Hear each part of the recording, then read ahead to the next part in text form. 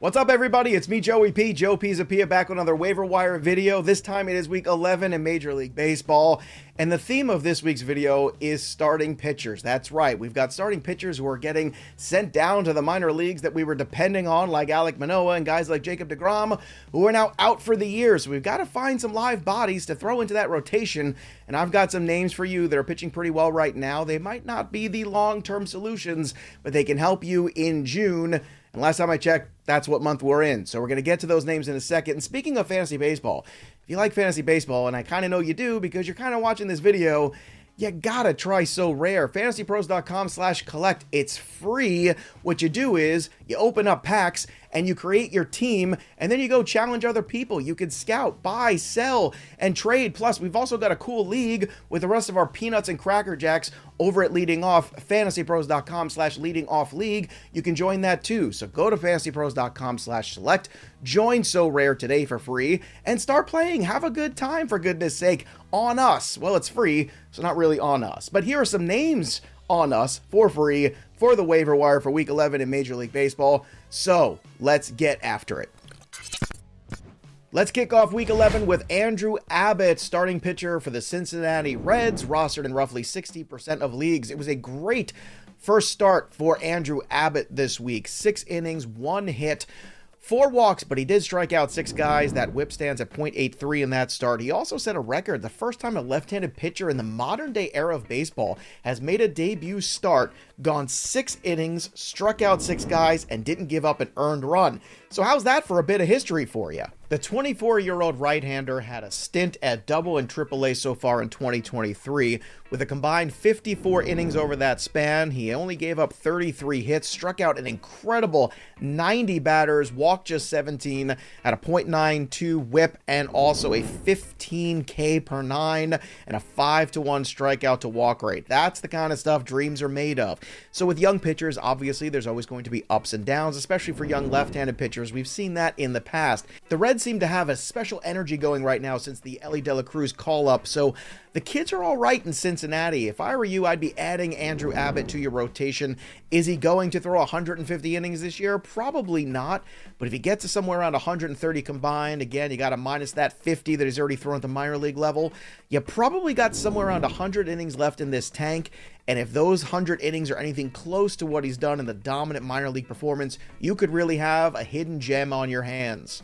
Next up on this list, we're going to go to Atlanta for AJ Smith-Shawver, starting pitcher for the Braves, rostered in almost 50% of leagues already. Now, Shawver made his major league debut over the weekend with 2 1/3 hitless innings in relief, and he's going to get the start later in this week for the Atlanta Braves against the Nationals. What you want to look for so far with this young man is the fact that he has rocketed through that Braves system. He made 3 starts at High A, 2 starts at Double A, 2 starts at Triple A, and the Braves said, you know what? That 1.09 ERA is pretty damn good. Let's bring you up to the show and see what you have. Innings are going to be limited here, but if you need to plug a hole in your pitching staff over the next few weeks, Smith-Shawver could actually get that done. He had 45 strikeouts and just 12 walks over those 33 minor league innings, had 12.3 K per 9 rate, and a K to walk ratio of just about 4-to-1. I want to reiterate, this is not a long-term solution to the pitching woes of your fantasy baseball team, but it could be someone who can help you in the month of June, maybe even July, until the Braves find a more ready solution to Mike Soroka being sent down and Max Fried still being on the IL. So keep a close eye on this start, see how it goes. Hopefully he'll get more than one opportunity, but if he has that one big start this week, don't be surprised if the cost goes up, because he is an Atlanta Brave pitcher overall, and they don't miss a whole lot when it comes to pitching prospects. For our next waiver wire pickup for week 11, how about a blast from the past? Julio Teheran, now of the Milwaukee Brewers, rostered in roughly 20% of leagues.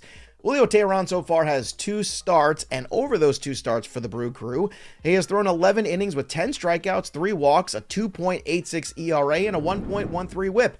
Now, unfortunately, Teheran doesn't have a win to show for his good work because the Milwaukee Brewers offense has been, well, uninspiring lately, but Julio Teheran has worked his way back, and at 32 years old, he might have something left in the tank. Once upon a time, Teheran was a pretty strong major league pitcher whose performances would wane up and down over the course of a season. But if Julio Teheran is indeed back on track, he could be a useful starter in deeper leagues. The fact that he's still sitting out there in about 80% of leagues tells you that people were a little cautious after that first start of it being good. Could it be too good to be true? Well, it's 2 starts now, so what are we waiting for? We all need pitching. Let's add Julio Teheran to the mix this week in our Week 11 waiver wire claims for MLB.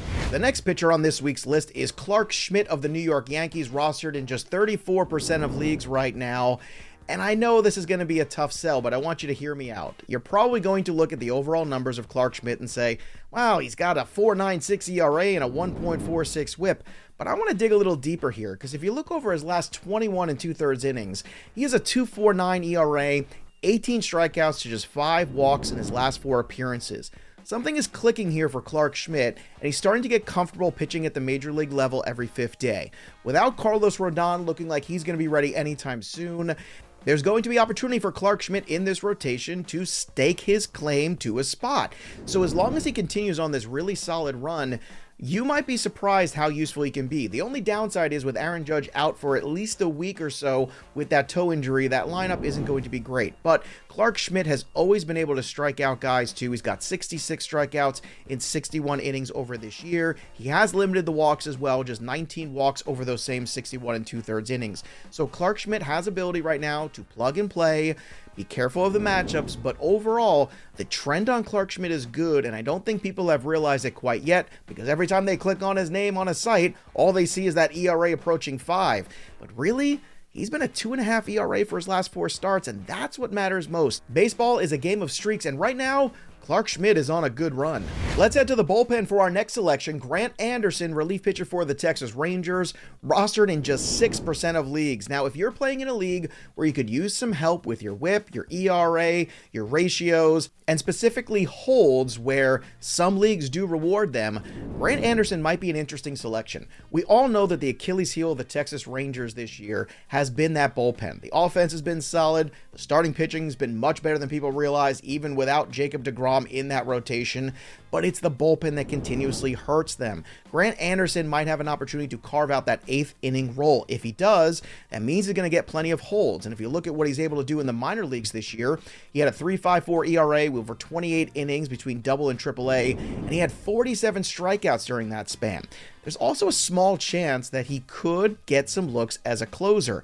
Now, look, is he going to be right for that role? We don't know. But in terms of trying to acquire in deeper leagues, especially ones that reward points for holds, you might want to consider Grant Anderson, because there's been no real solidified 9th inning option. That bullpen has been in flux for the Texas Rangers, and Grant Anderson has some upside. So the guy throws hard, the guy is interesting, and if the Texas Rangers don't want to go outside of the organization for a closer solution, Grant Anderson could work his way into some save opportunities as the season goes on. This is a deep league play, a specific play for holds, but there's opportunity for more when it comes to Mr. Anderson.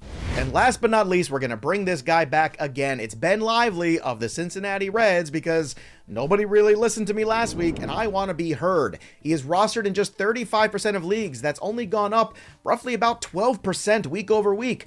Why? I don't know. Look at what these guys done so far. Over 4 starts and 6 appearances for the Reds, 29 2/3 innings, 22 hits, 29 strikeouts, 8 walks. He's got a whip at 1. He's got an ERA right at 3. What more does Ben Lively have to do to get into your good graces? I don't understand it. But look, it's probably because he pitches for the Cincinnati Reds, and a lot of people continuously don't believe in 31-year-old guys coming out of nowhere and all of a sudden being good on bad teams. But I told you at the beginning of this video that the Reds are starting to get some positive mojo. That Central in the National League has been kind of a hot mess here all season. The Cardinals can't get out of their own way. They can't pitch. The Brewers can't hit. Corbin Burns looks like a shell of himself. I'm not saying the Reds are going to win this division, but I'm saying the Reds, I think, are going to be a fun team to watch. And as long as Ben Lively is pitching at this kind of a mark right now, you should pay attention. In his last few starts, he has not given up more than 2 earned runs in any of them. So if you're looking for a cheap pitching option that you can stream over the next couple weeks, Let's ride the wave with Ben Lively and hope that he continues this path and hope that the Cincinnati Reds continue to be, dare I say, fun to watch. There you have it. Those are the names that we're adding this week in Major League Baseball, and I want to hear from you. So drop a comment below and let me know who you're adding in MLB this week in Week 11.